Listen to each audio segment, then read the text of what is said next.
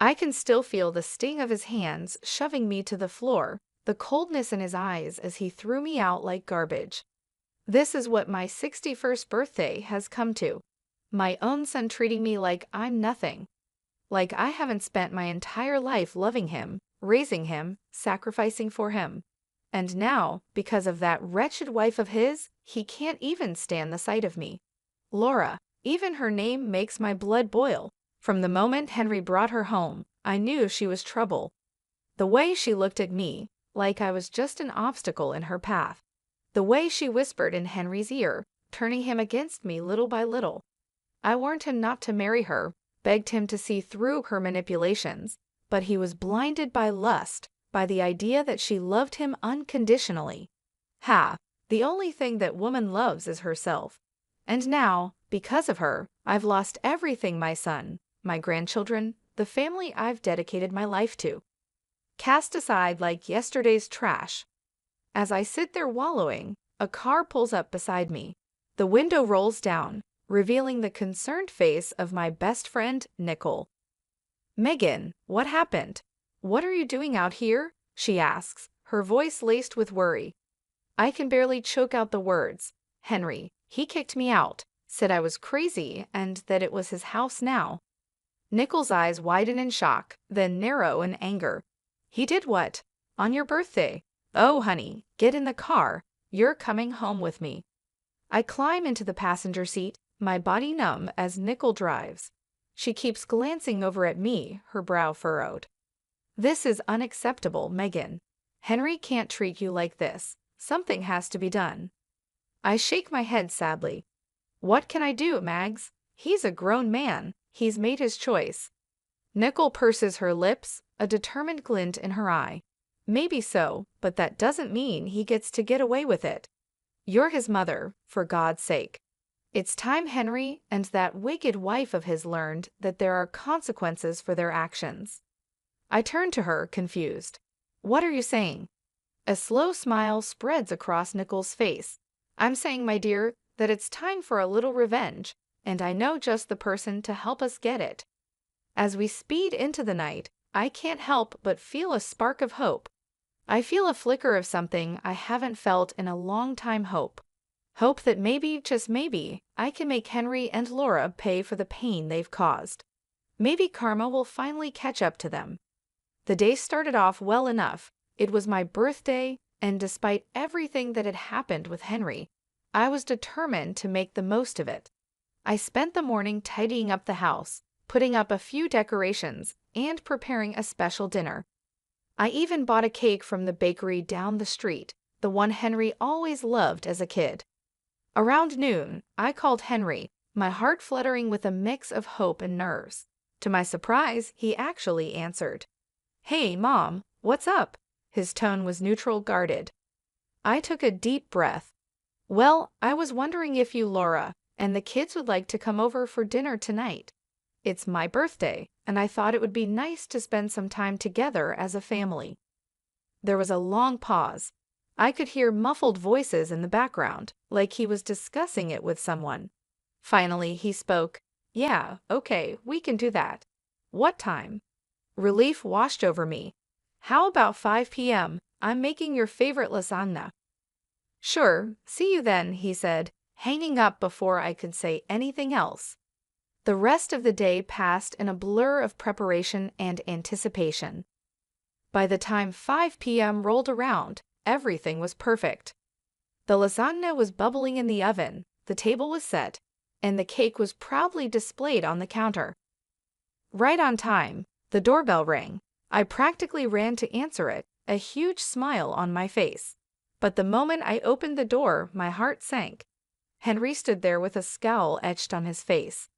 Beside him was Laura, her lips curled into a sneer. The kids were nowhere to be seen. Where are the children? I asked, trying to keep my voice steady. Laura let out a harsh laugh. We decided it was best they didn't come. Wouldn't want them exposed to any more of your toxic influence. I felt like I'd been slapped.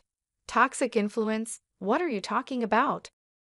She stepped forward, jabbing a finger at me. Don't play dumb, Megan. We all know what a terrible mother you were. The way you turned Henry against his own father, the constant guilt-tripping and manipulation. It's no wonder he wants nothing to do with you." Tears stung my eyes.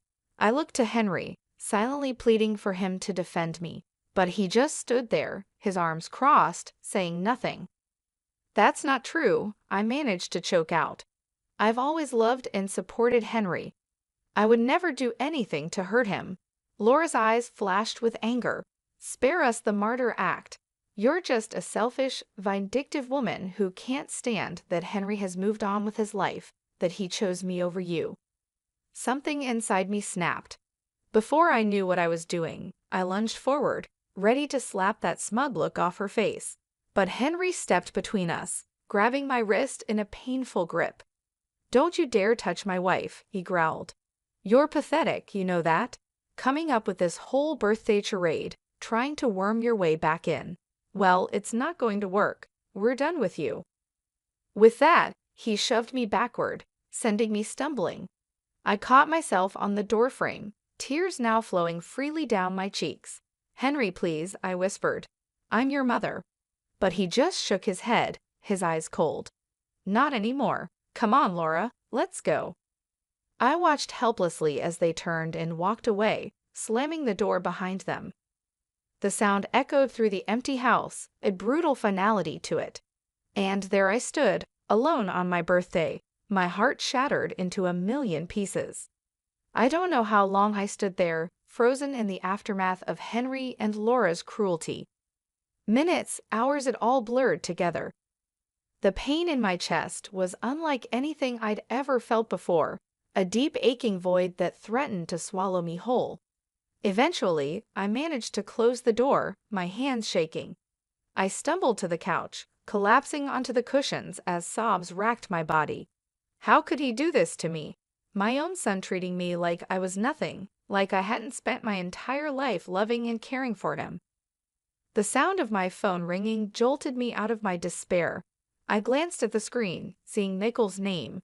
For a moment, I considered ignoring it, not wanting to burden her with my problems. But the thought of facing this alone was too much to bear. I answered, my voice thick with tears. "Hello. Megan, what's wrong? Did something happen with Henry?" The concern in her voice was my undoing. I broke down, the whole sordid story spilling out between gasps and sobs. Nicole listened patiently, offering words of comfort and support. "That's it," she said firmly when I finished. "This has gone too far. Henry and Laura can't keep treating you like this. It's time for them to face some consequences." I sniffled, wiping my eyes. "What do you mean?" "I mean it's time for a little payback. They think they can just walk all over you, but they've got another thing coming. You're a strong woman, Megan. It's time to start acting like it." Her words ignited a spark within me, a flicker of anger amidst the pain. She was right.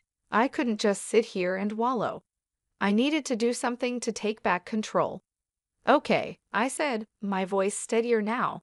"What do you have in mind?" I could practically hear Nicole's grin through the phone. "Meet me at the diner in an hour.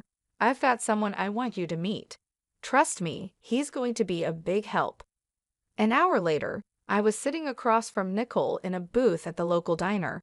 She had a mischievous glint in her eye as she sipped her coffee. "So who is this mystery person?"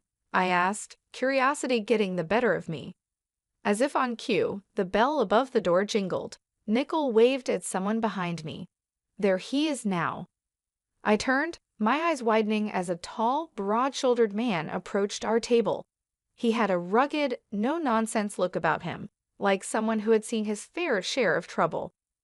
"Megan, meet my brother Jack," Nicole said, gesturing for him to sit. "He's a private investigator." Jack nodded at me, his gaze assessing. "Nicole filled me in on your situation. I'm sorry to hear about what your son and his wife did. That's rough." I shrugged, trying to appear nonchalant even as the pain twisted in my gut. "It is what it is, but Nicole seems to think you can help." He leaned forward, his elbows on the table. "I can. In my line of work, I've learned that everyone has secrets, skeletons in their closet.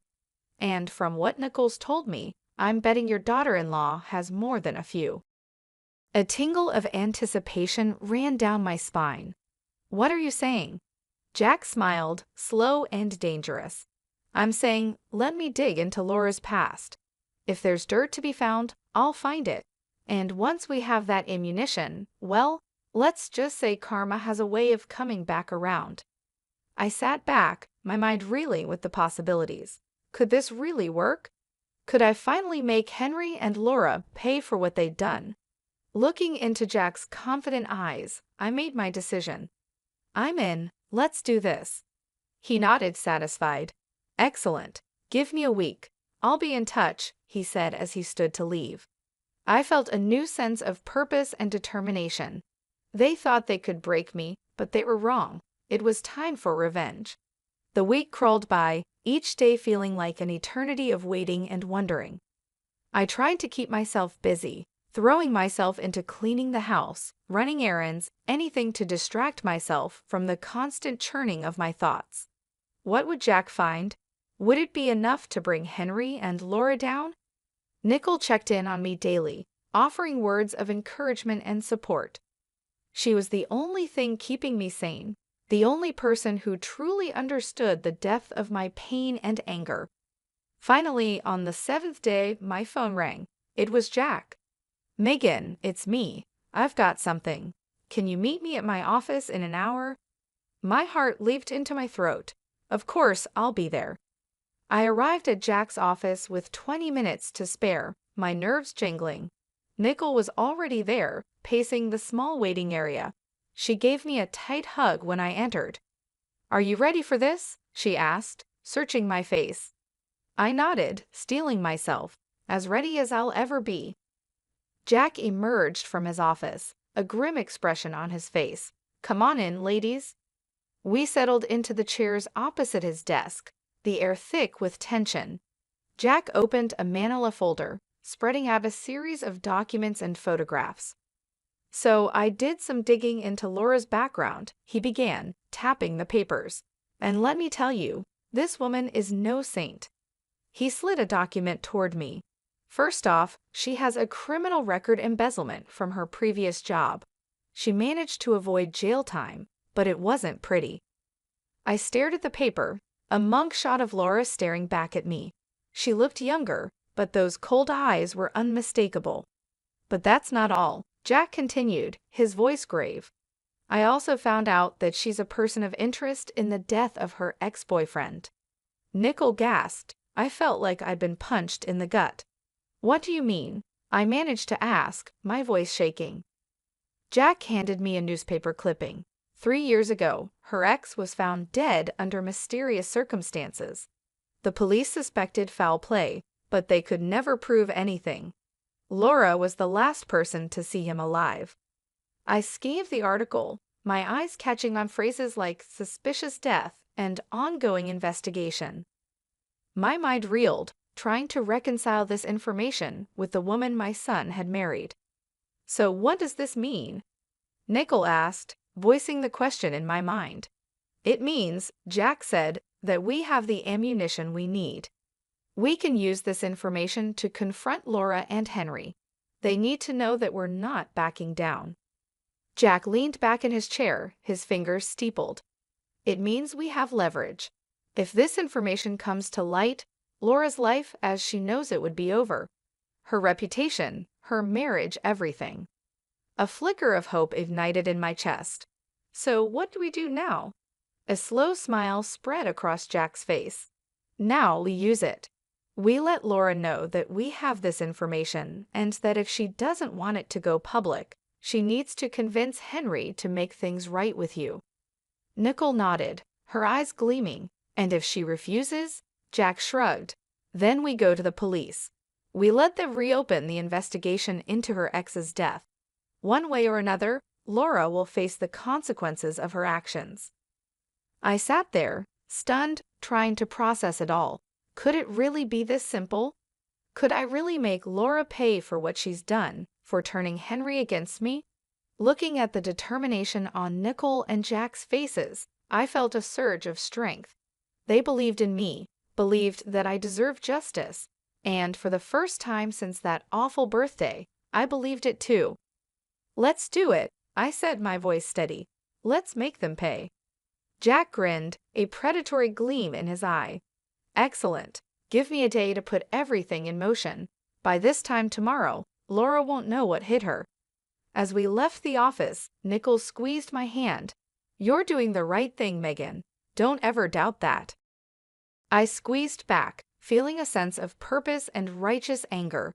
They had picked the wrong woman to mess with. It was time for Laura to learn that lesson the hard way. True to his word, Jack called me the next day. "It's done," he said, a note of satisfaction in his voice. "I've sent all the information to Laura, along with a message letting her know that if she doesn't want it to go public, she needs to convince Henry to make amends with you." I felt a thrill of anticipation mixed with nervousness. "Do you think it will work?" "Only one way to find out. But trust me, with the dirt we have on her, she'd be crazy not to comply." I hung up, my mind racing. Would Laura really cave? Would she really force Henry to apologize and make things right? A part of me dared to hope, even as another part whispered that it was too good to be true. Hours passed with no word. I paced my living room, jumping at every sound, convinced it was the doorbell or the phone. But as evening fell, there was still nothing. I was about to give up and go to bed when there was a pounding at the door. My heart in my throat, I opened it to find Henry standing there, his face full of fury. "What the hell did you do?" he snarled, pushing past me into the house. I stumbled back, caught off guard. "What are you talking about?" He turned on me, his eyes blazing. "Don't play dumb.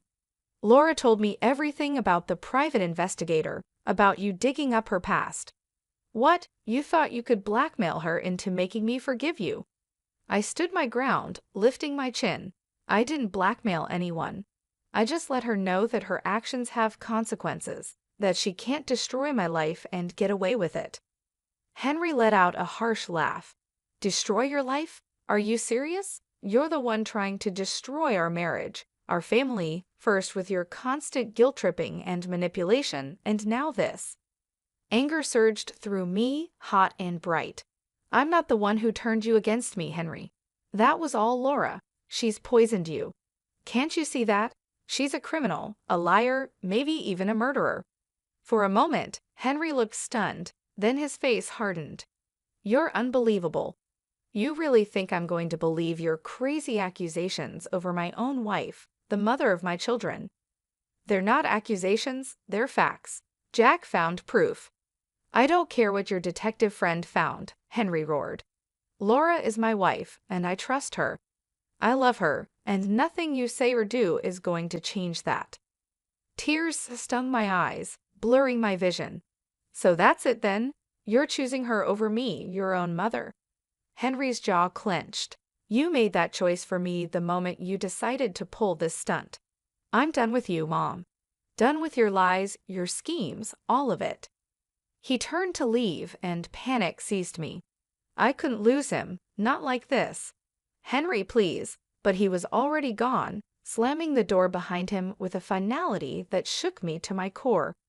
I sank to the floor, sobs tearing from my throat. It wasn't supposed to happen this way. The truth was supposed to set me free, to bring Henry back to me. Instead, it had only driven him further away. Through my tears, I heard my phone ringing. It was Jack. I answered, my voice thick and shaky. "Megan, what happened? Did it work?" A bitter laugh escaped me. No, it didn't work. Henry, he's gone. He chose Laura." There was a pause, then Jack spoke, his tone determined. "Then we move on to plan B. We go to the police and get them to reopen the investigation into Laura's ex's death." I shook my head even though Jack couldn't see me. "What's the point? It won't change anything. Henry's made his choice." "This isn't about Henry anymore," Jack said firmly. "This is about justice, about making sure Laura pays for what she's done, one way or another."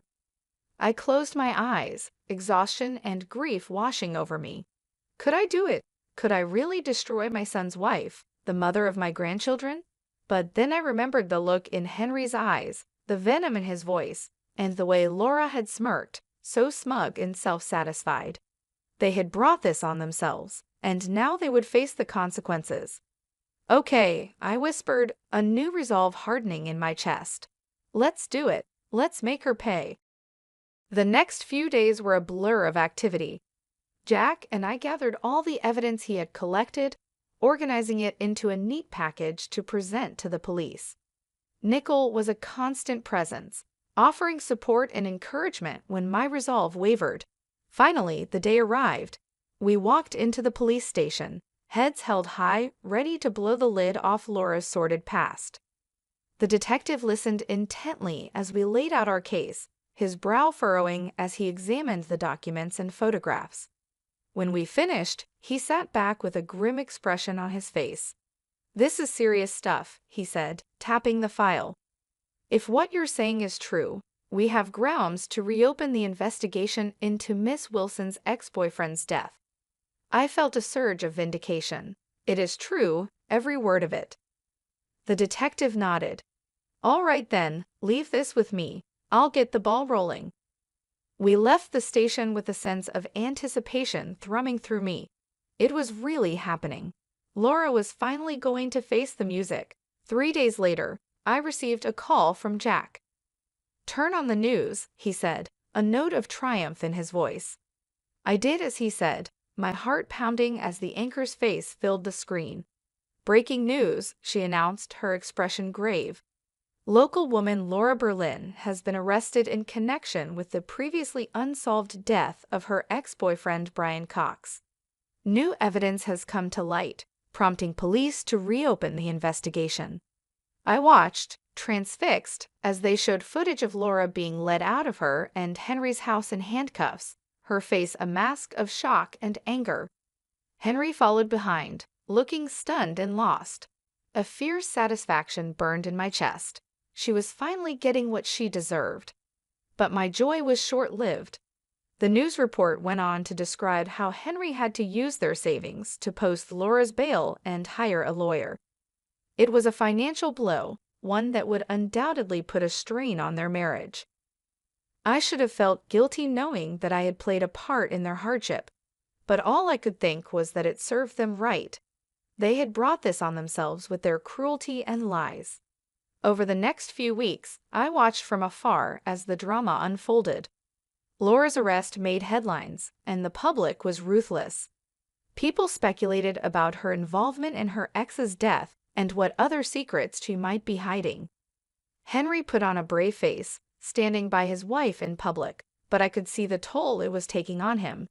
He looked haggard, worn down by the constant scrutiny and whispers. Part of me wanted to reach out, to offer comfort and support, but I hardened my heart. I reminded myself of how he had cast me aside, the vicious words he had hurled at me. He had made his bed, and now he would lie in it. One afternoon, as I was returning from the grocery store, I spotted a familiar figure on my doorstep. It was Henry, his shoulders slumped, his eyes red-rimmed. For a moment, I considered ignoring him, pretending I wasn't home, but curiosity got the better of me. "What do you want?" I asked coldly as I approached, my arms laden with bags. Henry looked up, his expression a mix of exhaustion and desperation. "Mom, I need your help." I raised an eyebrow. "Oh, now you need my help? What happened to being done with me and my schemes?" He flinched as if I'd struck him. I know I said some awful things, but this is bigger than that. Laura's in real trouble, Mom. The evidence against her is bad." A flicker of unease passed through me. "What are you saying?" Henry's voice broke. "I'm saying I don't know what to do. The lawyer fees alone are bankrupting us, and if Laura goes to prison, I can't raise the kids on my own. I need you, Mom, please."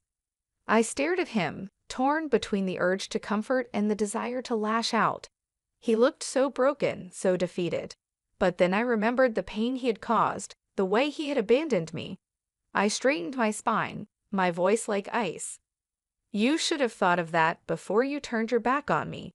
I'm sorry, Henry, but you're on your own." With that, I brushed past him, ignoring his pleas and apologies. He had made his choice, and now he would live with the consequences. A few days after Henry's desperate visit, I received an unexpected call. It was Laura's mother, her voice tight with barely contained anger. "Megan, I know we've had our differences, but I need to ask a favor," she said, the words seeming to pain her. I felt a flicker of surprise. What kind of favor? "It's the kids. With everything going on with Laura's case, Henry's struggling to keep up. He needs a break. I was hoping you could take the children for the weekend." I hesitated, torn. On one hand, the thought of spending time with my grandchildren filled me with longing. It had been so long since I'd seen them. But on the other hand, the idea of doing anything to help Henry and Laura after everything they'd done galled me.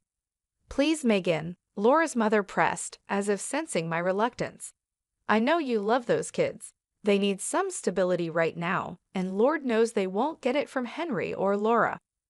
I sighed, my resolve crumbling. She was right. Whatever issues I had with their parents, my grandchildren were innocent. They deserved better than to be caught in the middle of this mess. "All right," I agreed. "I'll take them for the weekend, but I'm doing this for them, not for Henry or Laura." "Of course. Thank you, Megan. I'll let Henry know to drop them off Friday evening." True to her word, Henry arrived on my doorstep that Friday with the kids in tow.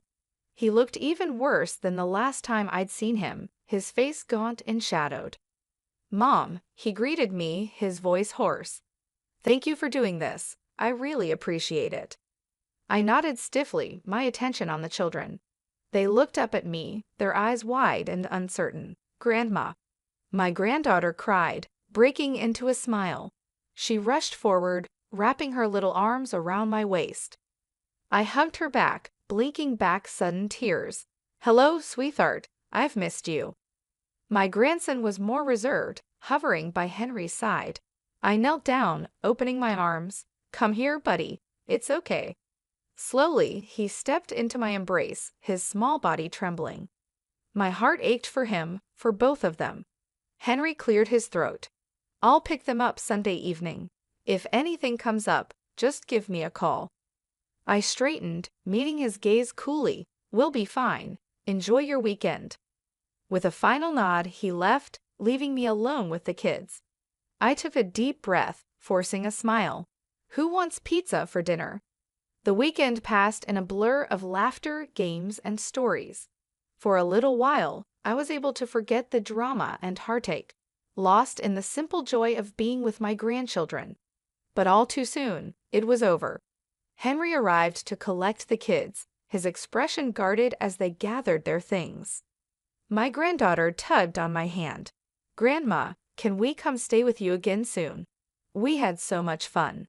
I smiled, smoothing her hair. "Of course, honey, anytime you want." Henry's jaw tightened. "We should get going. Say goodbye, kids." They hugged me tightly, their little faces sad. I watched as they climbed into Henry's car, my heart heavy. As he prepared to leave, Henry paused and turned back to me. "Listen, Mom, about what they said. I don't want you getting any ideas. This was a one-time thing." I bristled, anger sparking. "Excuse me? You think I'm trying to turn them against you?" "Wouldn't be the first time," he muttered. I saw red. "How dare you? I have done nothing but love and support those children, which is more than I can say for you and Laura. You're so wrapped up in your own drama, you can't even see how much they're hurting." Henry's face flushed. "You have no idea what we're going through. No idea the stress, the pressure." "And whose fault is that?" I cut him off. "You chose this, Henry. You chose Laura and all the chaos that comes with her. Don't you dare put that on me." He stared at me, his eyes hard. "This isn't over, Mom. I won't let you poison my kids against me the way you did with Dad."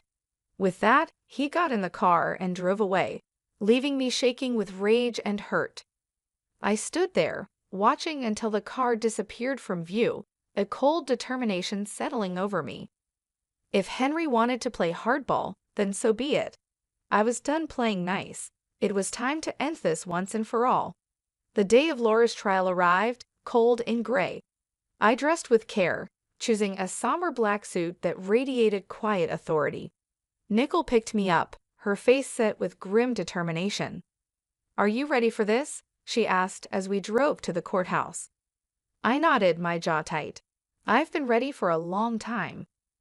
We met Jack on the steps, his expression serious.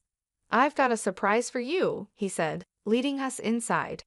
I tracked down Brian Cox's family. They're here to testify. I felt a surge of gratitude and vindication. With their testimony, Laura's fate would be sealed.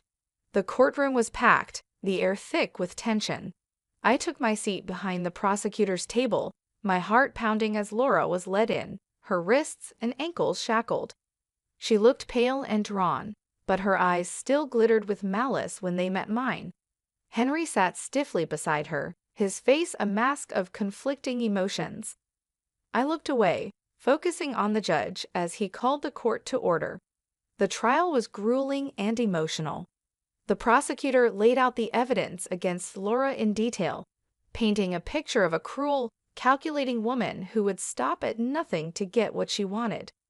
But it was the testimony of Brian Cox's family that truly sealed her fate. His mother, a frail silver-haired woman, spoke of her son's kind heart and bright future cut short.